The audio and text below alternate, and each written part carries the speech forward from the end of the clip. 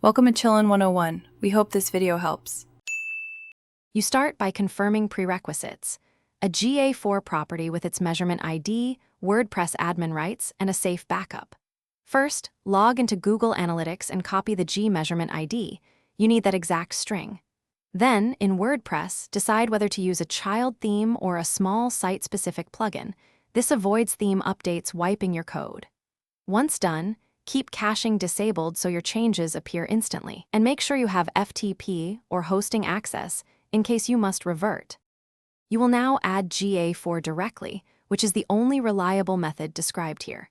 Create a one-file site-specific plugin with a plugin header, then register an action on WP head to print the G tag.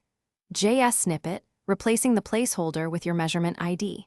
Sanitize that ID before output to prevent injection. Activate the plugin and open your site. Use browser dev tools to confirm the G tag, JS request, and that the script initializes. This direct approach avoids third-party plugin limitations and gives you full control. Finish by verifying data flow in GA4 real-time and debug view.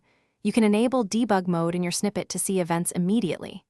If you see no hits, check the browser console for mixed content warnings, CORS blocks, or duplicate tags caused by other plugins. Once you fix errors, clear server and CDN caches and reload. If problems persist, confirm the measurement ID matches exactly and that the plugin is active. Reverting to your backup is safe if something breaks. Then iterate until data appears. Thanks for watching. Consider subscribing if we helped you.